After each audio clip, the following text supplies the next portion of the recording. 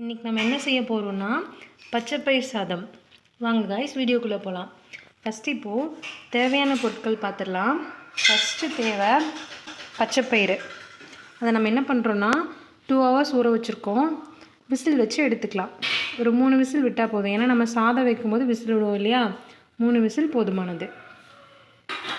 அதுக்கப்புறம் சின்ன வெங்காயம் பொடி பொடியாக நறுக்கியிருக்கு, வரமிளகாய், கருவேப்பிலை,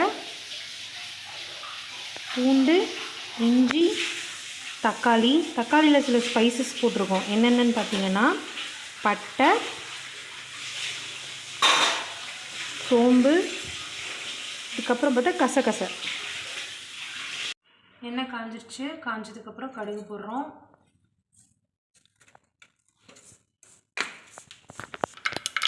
கடுகு பொரிஞ்சிருச்சு. இப்போ நம்ம வந்துட்டு சின்ன வெங்காயம் கட் பண்ணி வச்சுருக்கோம் இல்லையா, அதை போட்டுக்கிறோம். அப்புறம் வரமிளகா, கருவேப்பிலை.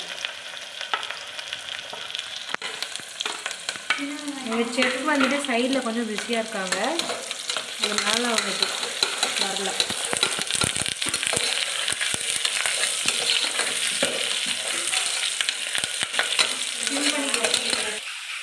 நான் பேசலாம்ல. வெங்காயம் நல்லா வதங்கினதுக்கப்புறமா கொஞ்சமாக மஞ்சத்தூள், தேவையான அளவு பெருங்காயத்தூள் போட போகிறோம்.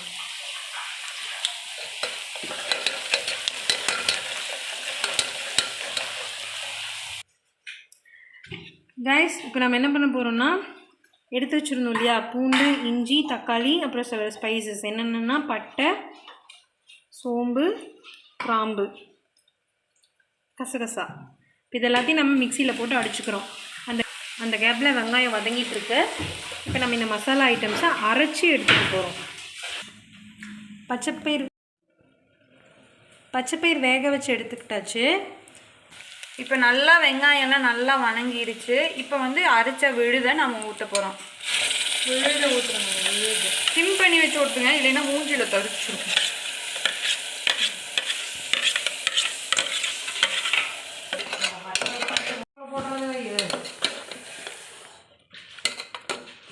இப்போ கொஞ்சம் நம்ம உப்பு சேர்த்திக்கிறோம். பாருங்க காய்ஸ், நல்லா எண்ணெய் பிரிஞ்சு வந்துருச்சு. நல்லா கிரேவி பதத்துக்கு திக்காக ஆயிடுச்சு. 1 டம்ளர் அரிசி எடுத்துருக்கோம். இந்த டம்ளரில் 2 டம்ளர் தண்ணி ஊற்றிக்கிறோம். 1. இப்போ வந்து லைட்டாக அரிசி பச்சை பயிரில் வந்து கொஞ்சம் தண்ணி இருக்குல்ல, அந்த தண்ணியை நம்ம எடுத்துக்கிறோம். அரிசி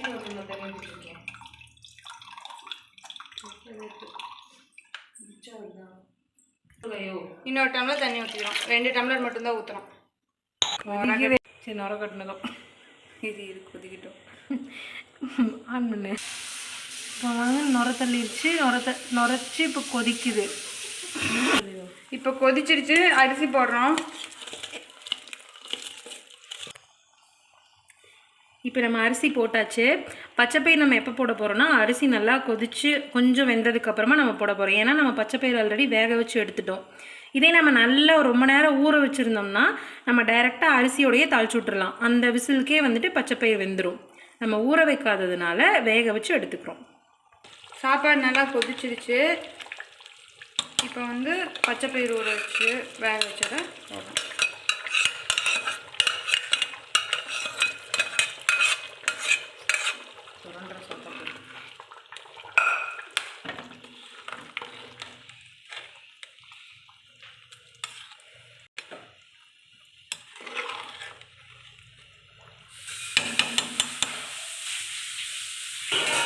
இப்போ குக்கர் நாம் மூடுறோம். மூடி 2 விசில் விடுறோம். இப்போ 2 விசில் வந்தாச்சு. விசில் அடங்கினதுக்கப்புறம் நம்ம ஓப்பன் பண்ணி பார்க்கலாம். பச்சைப்பயிர் சாதம் ரெடி. ஹாட் பாக்ஸில் போட்டு சர்வ் பண்ணி ஸ்டார்ட் பண்ண போகிறோம்.